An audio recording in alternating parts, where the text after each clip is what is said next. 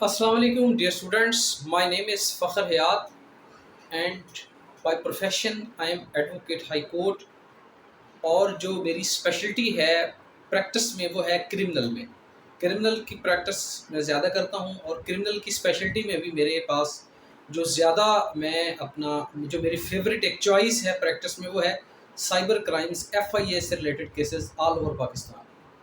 ठीक है जी, तो ये एक मेरा ब्रीफ सा इंट्रोडक्शन था।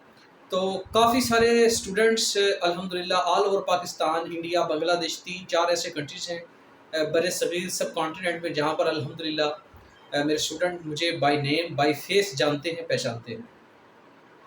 अल्हम्दुलिल्लाह आज तक कोई लाखों स्टूडेंट्स मेरे CSS, PMS और लॉ के लेक्चर्स पाकिस्तान, इंडिया, बांग्लादेश और डिफरेंट कंट्रीज़ में सुन चुके हैं और पाकिस्तान में अल्हम्दुलिल्लाह अल्लाह ताला के फजल व करम से, अल्लाह की तौफीक से मेरे स्टूडेंट्स गज़टेड पोस्टेड के ऊपर आज तैनात हैं और पाकिस्तान के लिए सर्व कर रहे हैं डिफरेंट डिपार्टमेंट्स में, CSS में भी, PMS में भी, assistant director legal, assistant director local government and different post के ऊपर जिन्होंने मेरा लेक्चर सुने।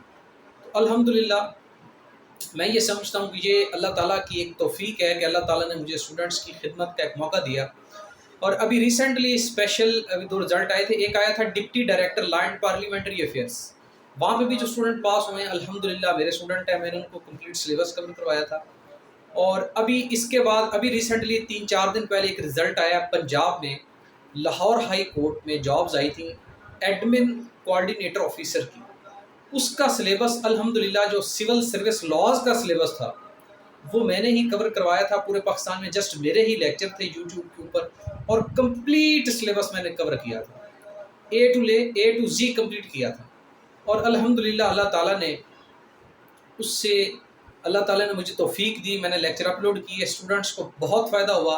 और अल्हम्दुलिल्लाह जितने भी अभी रिसेंटली स्टूडेंट्स अपॉइंट हुए हैं, एलोकेट हुए हैं admin officer Lahore high court में, उसमें से मैक्सिमम स्टूडेंट्स ने मुझे कॉल करके कहा कि सर मैं आपका शुक्रिया अदा करता हूँ, मैंने आपके लेक्चर सुने थे।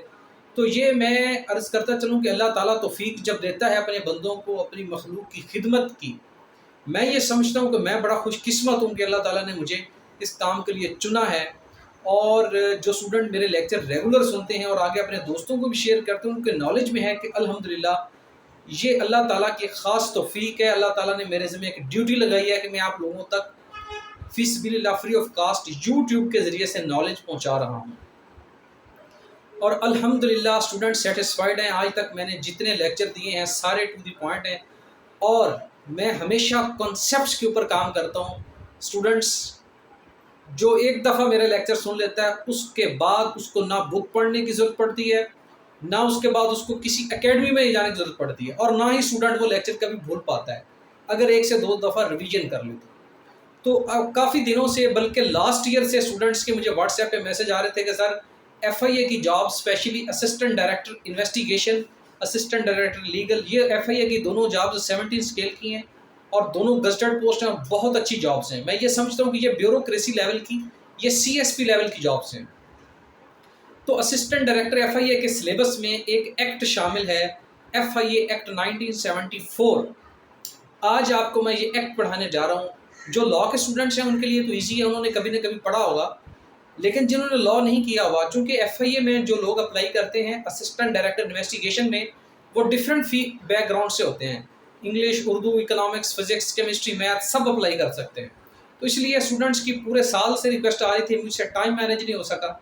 अब जो है मैंने स्पेशली टाइम निकाल के FIA एक्ट को आप लोगों के लिए सब्जेक्टिव प्लस ऑब्जेक्टिव आप लोगों को भी मैंने तैयार करवाना है। ठीक है, इसमें आपकी सब्जेक्टिव भी कवर होगी और चूँकि टेस्ट में आपको MCQs आएंगे तो MCQs ओरिएंटेड भी हम इसमें स्टडी करेंगे। इंशाल्लाह आपके बेस्ट MCQs तैयार करवाएंगे कॉन्सेप्ट्स के साथ। तो आए चलते हैं जी हम अपने लेक्चर की तरफ। FIA act 1974। अच्छा, मैं आपको बताता चलूँ कि मैं रिक्वेस्ट आपसे ये करता हूँ कि जब आप मेरा ये वाला लेक्चर सुन रहे हैं, आपके पास अगर बुक है और उस बुक में अगर FIA एक्ट है 1974 तो उसको सामने रख लें, या फिर अगर आपके पास PDF में है तो उसको खोल के लैपटॉप में सामने रख लें, या फिर सबसे बेस्ट ऑप्शन ये है कि अगर आपके पास कोई बुक नहीं है या आपके पास कोई FIA एक्ट का जो है प्रिंट नहीं है तो आप इसका FIE एक्ट 1974 का गूगल से इजीली आपको फाइल मिल जाएगी PDF की।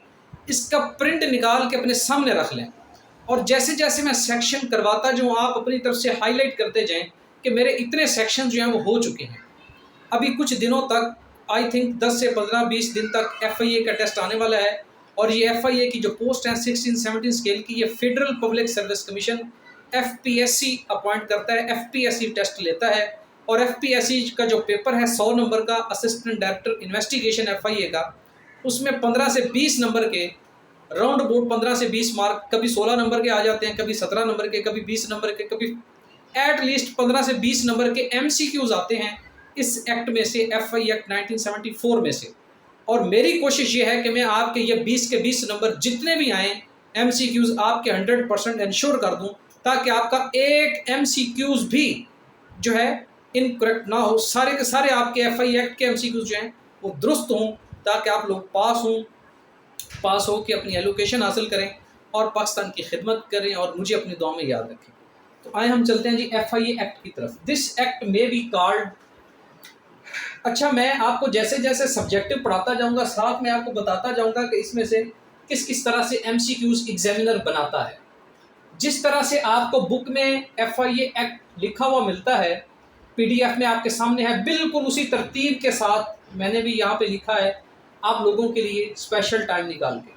अच्छा जी, this act may be called FIA act 1974।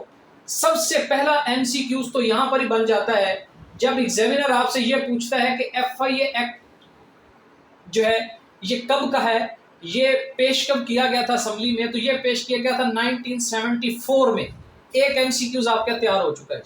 इसके बाद आके देखें जी 8 of 1975 लिखा हुआ है। अब यहाँ पे एग्जामिनर आपसे ये पूछ सकता है कि एक्ट जो है वो पार्लियामेंट में तो 1974 में पेश हुआ था, लेकिन ये एक्ट पास कब हुआ था, तो ये पास हुआ था 7 जनवरी 1975 को, 1975। अब यहाँ पर आपके 2 MCQs तैयार हो चुके हैं, आप इसको देख लें कि ये एक्ट 1974 का एक्ट ही कहलाता है चूंकि पेश 1974 में पेश हुआ था, लेकिन जो पास होता है जब एनफोर्स होता है, जो एनफोर्स होता है 7 जनवरी 1975, 7 जनवरी 1975 को। तो ये 2 MCQs आपके तैयार हो चुके हैं, आप इनको हाईलाइट कर लें। आपके पास अगर बुक है या PDF है आप इनको सामने रख के समझ लें, ठीक है जी। अब देखते हैं जी section number 1, short title, extent and commencement. Number 1, this act may be called Federal Investigation Agency Act 1974। इसको एक्ट जो हम कहेंगे वो 1974 का एक्ट ही कहेंगे, ठीक है जी। तो अब एग्जामिनर यहाँ से MCQs बना सकता है कि this act may be called, इस एक्ट को क्या कह सकते हैं, तो आगे 4 ऑप्शन होंगे। This act called Federal Investigation Agency act, this act called CNSC act, this called AT act. तो आपने बताना है कि this act called Federal Investigation Agency Act 1974, ठीक है जी। तो इस लाइन में भी ये जो पॉइंट नंबर 1 है इसमें भी आपके 2 MCQs हैं कि ये एक्ट क्या कहलाता है, this act may be called, इस एक्ट को क्या कहते हैं, फेडरल इन्वेस्टिगेशन एजेंसी एक्ट, और कब आता है ये 1974 में। नेक्स्ट है point number 2, it extends to whole Pakistan. आपका नेक्स्ट MCQs ये बन सकता है कि ये जो एक्ट है ये एक्सटेंड्स मतलब ये कहाँ कहाँ नाफिज है, क्या ये पंजाब में नाफिज है या सिंध में है या KPK में है, GB फाटा में, कहाँ पर है।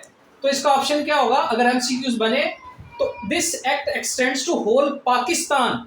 इस एक्ट की जो एनफोर्सेबिलिटी है, जो इस एक्ट का नफाज है वो पूरे पाकिस्तान में होता है। And also applied to all citizens of Pakistan, और तमाम पाकिस्तान के सिटीजन्स के ऊपर होता है, तमाम सरकारी मुलाजमीन पब्लिक सर्वेंट्स के ऊपर होता है, whatever there may be, और वो लोग पाकिस्तानी लोग जहां भी होंगे उनके ऊपर अप्लाई होगा, ठीक है जी। मिसाल के तौर पर अगर एक पर्सन पाकिस्तान का है और वो पाकिस्तान में उसका पाकिस्तान का सिटीजन है, लेकिन अगर वो दुबई में जॉब कर रहा है, तो अगर पाकिस्तान में किसी किस्म की एक्टिविटी करता है, इलीगल एक्टिविटी, तो उसके ऊपर भी एनफोर्सेबल होगा, ठीक है जी, चाहे वो बाहर रहता है लेकिन सिटीजन्स ऑफ पाकिस्तान के ऊपर एनफोर्सेबल है। तो 2-3 MCQs आपके ये बन गए। अब नेक्स्ट देखें डेफिनेशंस। ये जो डेफिनेशंस हैं FPSC के पास पेपर उठा के देख लें, एग्जामिनर ने हमेशा इन डेफिनेशंस में से हमेशा एग्जामिनर 3 से 4 MCQs बनाता है। आप FIA का कोई पेपर उठाएंगे, असिस्टेंट डायरेक्टर इन्वेस्टिगेशन का, असिस्टेंट डायरेक्टर लीगल का, तो इन एक्ट में से जो डेफिनेशंस हैं वो इनके मीनिंग पूछता है कि इसका मीनिंग अकॉर्डिंग टू एक्ट इसका क्या मीनिंग है, एक्ट में इसका क्या मीनिंग लिखा हुआ है। जैसे कि एजेंसी मीन्स FIA, एजेंसी का क्या मतलब, अब वहां पे MCQs आएगा एजेंसी मीन्स, एजेंसी का क्या मतलब है, तो आपने कहना है जी agency means Federal Investigation Agency. Point number 2, code, COD, code means CRPC 1898, CRPC stand for code of criminal procedure, ठीक है जी, CRPC code of criminal procedure 1898। DG means director general of agency. Provincial police means police act के तहत जो police appoint होती है उसको कहते हैं प्रोविंशियल पुलिस। जिस तरह से पंजाब पुलिस है, ठीक है, ये provincial police act, police act 1861। Number 5, public servant, सरकारी मुलाजिम कौन है? सरकारी मुलाजिम की डेफिनेशन कहाँ की गई है? As defined in section 21 PPC, ठीक है जी। जिस तरह के सरकारी मुलाजिम अगर पूछ ले, एग्जामिनर इसका MCQs बना दे कि according to FIA act who is public servant, तो आपने कहना है जी वो पब्लिक सर्वेंट है जो सेक्शन 21 पाकिस्तान पिनल कोड में डिफाइन किया है। Number 6, special police mean Pakistan special police establishment ordinance 1948। Specified person means persons who were appointed were special and provincial police order 1962, उनको कहते हैं स्पेसिफाइड पर्सन्स। इन सब के मीनिंग्स मैंने आगे लिखे हुए हैं, इनको आप याद कर लें। Number 8, rule means rules made under this act. और नेक्स्ट है जी section number 3, constitution of agency. Constitution मतलब है एजेंसी को किस तरह से बनाएगा, कौन बनाएगा। Number 1, the federal government may constitute. अब एक बहुत इंपॉर्टेंट आपका MCQs कई दफा आ चुका है आपके एग्जामिनेशंस में कि फेडरल गवर्नमेंट जो है वो ये एजेंसी बनाती है, या वहां पूछा होता है कि ये एजेंसी कौन बनाता है? Federal government, provincial government, prime minister, president, governor, chairman senate, कौन बनाता है ये एजेंसी? तो उसका करेक्ट आंसर होगा द फेडरल गवर्नमेंट। कि ये एजेंसी कौन बनाता है? Federal government may constitute an agency, ठीक है जी। एक MCQs आपका यहाँ पर तैयार हो चुका है कि फेडरल एजेंसी कौन बनाता है जी? फेडरल गवर्नमेंट बनाती है जी। उसका करेक्ट आंसर क्या होगा? Federal government may constitute an agency for the inquiry into and offences specified in schedule including an attempt or conspiracy to commit abetment any such offense। इस पूरे पैराग्राफ में just एक MCQs है कि agency जो है FIA एजेंसी, ये बनाता कौन है? वो बनाती है फेडरल गवर्नमेंट। इसका पॉइंट नंबर 2 देखें जी, agency shall consist of a DG to be appointed by federal government. ये MCQs 6 से 7 दफा पूछा जा चुका है FIA के पेपर्स में कि जनाब जो डायरेक्टर जनरल होता है एजेंसी का, जो हेड होता है वो होता है DG stand for director general. उस DG को अपॉइंट कौन करता है? उसको करती है अपॉइंट फेडरल गवर्नमेंट। ये आप अपने माइंड में रख लें। जिस तरह से मैं हाईलाइट कर रहा हूँ इसी तरह से आप अपने जो प्रिंट लिया हुआ या जो बुक के ऊपर आप देख रहे हैं FIA एक्ट, वहां पे आप सेम हाईलाइट कर लें कि कौन बनाता है इसको, अपॉइंट कौन करता है DG को? Federal government.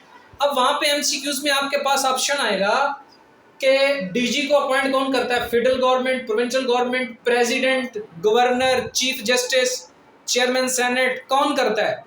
ठीक है, तो वहां पे ऑप्शन आएगा DG को कौन अपॉइंट करता है? Federal government. ये होगा डायरेक्ट आपका correct option. And such numbers of other officers as federal government. और जो अदर ऑफिसर्स हैं 16 स्केल के ऊपर के जो ऑफिसर्स हैं उनको भी फेडरल गवर्नमेंट ही अपॉइंट करती है। जिस तरह से अगर पूछ लिया जाए कि असिस्टेंट डायरेक्टर इन्वेस्टिगेशन को कौन अपॉइंट करता है, तो आपको भी फेडरल गवर्नमेंट अपॉइंट करती है। डिप्टी डायरेक्टर को कौन करता है? उसको भी फेडरल गवर्नमेंट अपॉइंट करती है, ठीक है जी। Through federal public service commission from time to time appoint as numbers of agency. कितने मेंबर चाहिए वो फेडरल गवर्नमेंट अपॉइंट करती है। Number 4, superintendent. अब इस पैराग्राफ में आपका 2-3 MCQs हैं। एक तो DG इसका हेड होता है एजेंसी का, ठीक है जी, और उसको अपॉइंट कौन करता है? फेडरल गवर्नमेंट करती है, और बाकी फीस तो फेडरल गवर्नमेंट करती है। Number 4, superintendence and administration of agency. अब इस सेक्शन में 2 बातें की गई हैं कि इस एजेंसी को सुपरिटेंडेंट कौन करता है और एडमिनिस्ट्रेशन इसकी किसके जिम्मे है। ठीक है, जो एजेंसी है FIA पूरी की पूरी एजेंसी इस पूरी की पूरी एजेंसी की सुपरिटेंडेंस फेडरल गवर्नमेंट करती है। फेडरल गवर्नमेंट इसको मॉनिटर करती है। The superintendence of agency shall vest in federal government. एक एमसीक्यूज आपका ये बन गया। अगर आपसे पूछा जाए कि इस एजेंसी को सुपरिटेंडेंस कौन करता है, तो फेडरल गवर्नमेंट करती है। और इसको एडमिनिस्टर कौन करता है एजेंसी को? एजेंसी की पूरी एडमिनिस्ट्रेशन किसके जिम्मे है? वो है डीजी के जिम्मे। नेक्स्ट देखें, the administration of agency shall vest in DG who shall exercise in respect of agency such powers of inspector general of police, IG police. ठीक है जी, डीजी के पास सेम वही पावर्स होती हैं जो आईजी पुलिस के पास होती हैं। इंस्पेक्टर जनरल ऑफ पुलिस 20, ठीक है जी, ये 21 ग्रेड का एक ऑफिसर होता है जिसके पास पावर्स होती है। इसको पीपीओ भी कहते हैं, प्रोविंशियल पुलिस ऑफिसर्स। ठीक है जी, जिस तरह से IG Punjab, IG Sindh, IG KPK, IG Balochistan, ये जो पुलिस के आईजी हैं, इनको क्या किया जाता है? इनको डेपुटेशन के ऊपर अपॉइंट किया जाता है एज अ डीजी एफआईए। ठीक है जी, तो अब एडमिनिस्ट्रेशन किसके जिम्मे है? The administration of agency shall vest in DG FIA. ठीक है, जो कि एक आईजी पुलिस रैंक का ऑफिसर होता है अंडर पुलिस एक्ट 1861। ये जनाब आपके 4 सेक्शंस हैं और इन चारों सेक्शंस में आपके मोस्ट इंपॉर्टेंट 15 एमसीक्यूज हैं, 15 एमसीक्यूज जो कि मैंने आपको तैयार करवा दिए हैं। इस लेक्चर को अगर आप एक दफ़ा रिवीजन के साथ दोबारा सुन लेंगे तो ये 15 एमसीक्यूज आपके तैयार हो जाएंगे जो ज़िंदगी में आपको कभी नहीं भूलेंगे। और बाकी अब चूंकि यहाँ पर स्पेस कम थी, बाकी इसके 6 सेक्शन रह गए हैं, वो भी इंशाल्लाह मैं नेक्स्ट लेक्चर में कवर करूँगा और उसमें भी 15-20 एमसीक्यूज होंगे। इस पूरे एक्ट के कोई 50 से 60 इंपॉर्टेंट एमसीक्यूज हो जाएंगे। ये एक्ट आपका सब्जेक्टिव नेचर में भी और ऑब्जेक्टिव नेचर में भी तैयार हो जाएगा। अगर आप कल को सब्जेक्टिव पेपर के लिए तैयार करना चाहें तो फिर भी आपका रेडी है, अगर आप इसका एमसीक्यूज का टेस्ट देना चाहें तो फिर भी आपका रेडी है। मैं उम्मीद करता हूं कि मैंने जो है अच्छे तरीके से आपके कॉन्सेप्ट क्लियर करवा दिए हैं और आप इसको दोबारा रिवीजन कर लें। ये मेरा व्हाट्सएप नंबर है जी, 0313-795-0086, 0313-795-0086। मेरा नंबर जो है आप सेव कर लें, अपना नाम लिखकर मुझे अपने व्हाट्सएप से मैसेज कर दें। अगर आपको किसी भी किस्म की गाइडेंस की ज़रूरत होगी तो मैं आपका नंबर सेव करूंगा और आपको गाइड करता रहूँगा। जिस किस्म की भी आपको एफआईए से रिलेटेड गाइडेंस होगी, या अगर एफआईए से रिलेटेड आपका कोई केस है, आप कोई सोल्यूशन पूछना चाहते हैं, कोई कॉम्प्लिकेशन है, किसी भी किस्म की एफआईए से रिलेटेड आपको गाइडेंस हो या किसी भी अदर लीगल पॉइंट की, तो मैं इंशाल्लाह आपको गाइड कर दूंगा। ये मेरा नंबर है, आप सेव कर लें और अपना नाम लिखकर मुझे मैसेज कर दें। मैं उम्मीद करता हूँ कि इंशाल्लाह आपके कॉन्सेप्ट क्लियर हो चुके होंगे। नेक्स्ट लेक्चर में हाजिर होंगे, तब तक मुझे अपनी दुआ में याद रखिएगा। अल्लाह हाफिज़।